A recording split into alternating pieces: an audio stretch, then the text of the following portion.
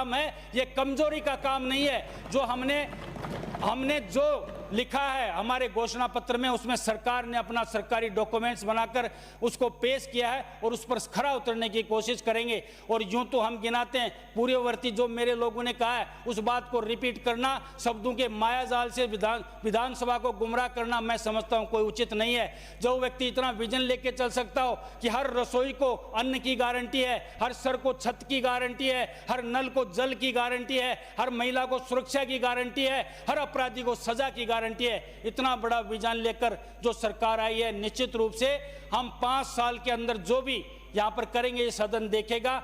और जो ये परिवर्तन की चलती है 5 साल में मैं 5 साल में तू, ये इस बार व्यवस्था बदलेगी। निश्चित रूप से हम केंद्र की सरकार की दम पे और राजस्थान की सरकार की दम पे ये बात कह सकते हैं।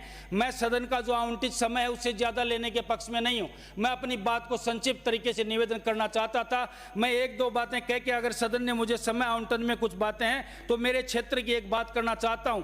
जो जीवंत उदाहरण और ज्वलंत उदाहरण है इस कांग्रेस सरकार का, सिर्फ 6 महीने की सरकार जो कहलाती है, 5 साल सरकार को हमें चुन के देती है जनता, लेकिन हम 6 महीने की सरकार बन के रह जाते हैं। वो इसलिए बन के रह जाते हैं कि आखिरी 6 महीने में जो काम करेंगे उसको जनता याद रखेगी। हमने मान लिया है, ये बात ठान ली है। अगर जनता की याददाश्त कमजोर होती है, लेकिन भूल जाओ, निश्चित रूप से जनता की याददाश्त बहुत तेज है। पिछले 6 महीने में सिर्फ और सिर्फ शिलान्यास की ये सरकार मेरे खेतड़ी में औद्योगिक केंद्र का, औद्योगिक क्षेत्र का उद्घाटन किया।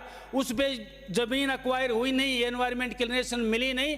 213 हेक्टेयर जमीन, जिसमें 147 हेक्टेयर अक्वायर की है, उसके बाद में 50 हेक्टेयर को डेवलप करने का इन्होंने वो विजन दिया है। मैं कहता हूं सिर्फ RIICO लिखने से ना तो बेरोजगार को रोजगार मिलेगा, ना ही वहां पर उद्यम स्थापित होगा। लेकिन चुनाव से 6 महीने पहले शिलान्यास करना और अपने भाषणों में बातें करना, 4.5 साल की सरकार गायब, 6 महीने की सरकार वो अस्तित्व में दिखती है।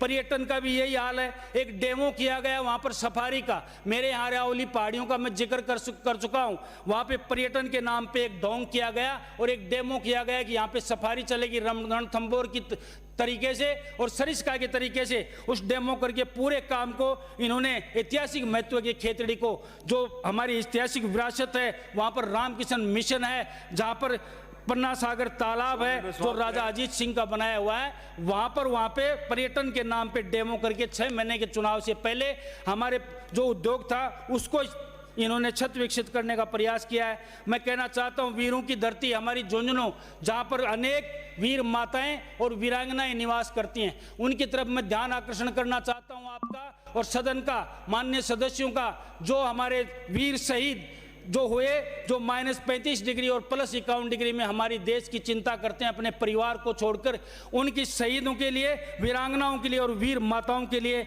हमें CSD कैंटीन और ECHS की सुविधा के लिए हमारे सैनिक भटक रहे हैं। मैं सदन का ध्यान आकर्षण करना चाहता हूं, अपने आवंटित समय के बीच में ही मैं निवेदन करना चाहता हूं आपसे कि आप टोको। उससे पहले ये इंजीनियर धर्मपाल अपना कथन समाप्त करते हुए अपनी वाणी को विराम देता हूं। सबको राम राम, बहुत बहुत धन्यवाद। श्री भीमराज जी भाटी।